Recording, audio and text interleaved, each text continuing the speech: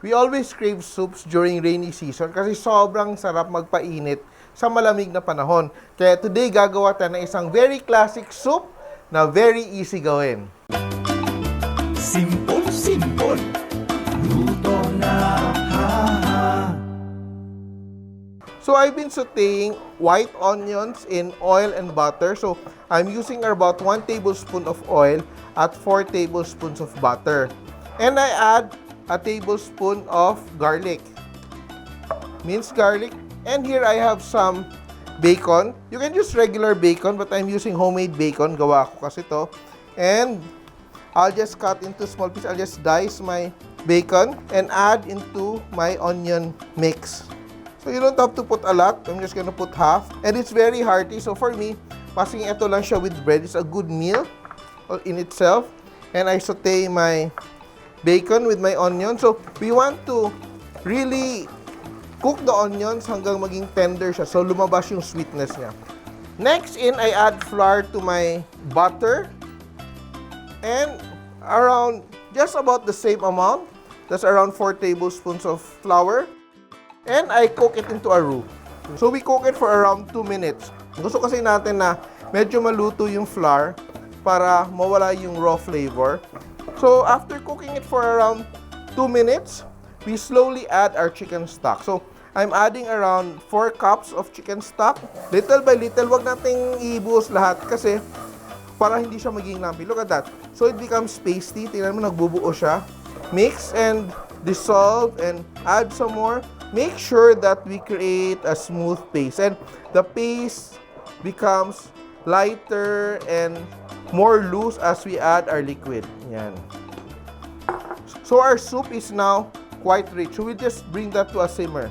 While I dice my potatoes, I like boiling the potatoes ahead of time para it becomes less waxy. So, really big chunks of potatoes. Ganyan lang siya. About the same amount of potatoes, boiled potatoes, and corn. So, it doesn't have to be even. You don't have to be so perfect when you're working on this. And I have a rib of celery, just a stalk of celery. I also dice it just to add that nice flavor of celery into our soup. Yan. And we add our celery. Our soup is thickening up very nicely. We add our celery. We add our corn. So that's around 1 whole can of whole corn. And also potatoes. And in the meantime, we season it with a little bit of salt. Just lightly seasoned. We'll add more seasoning when it finishes. So now we just want it to boil and thicken up much more.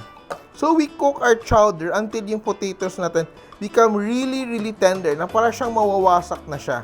Once we achieve the texture of the potatoes that are super tender and pillowy soft, we add a cup of cooking cream. So this is going to make our soup even richer.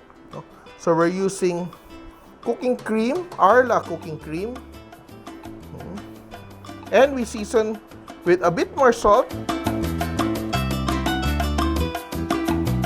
And a pinch or 2 of nutmeg. So we're using nutmeg just to give it a nice spicy aroma.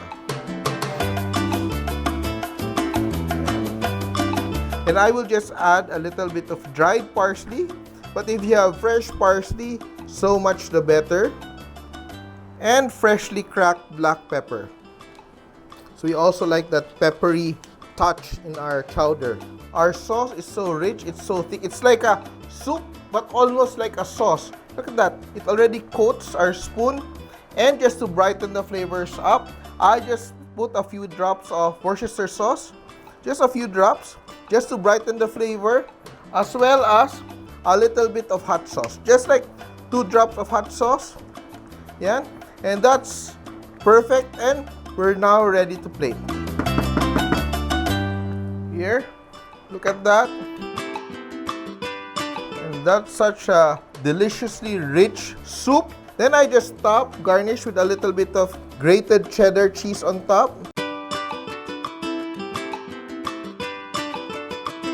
So here it is, our very rich, creamy and chunky potato and corn chowder, Simpol!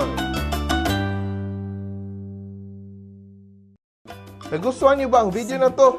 Please share para lalong dumaming ating mga kasimpol. And don't forget to subscribe to our Facebook, YouTube, and Instagram accounts.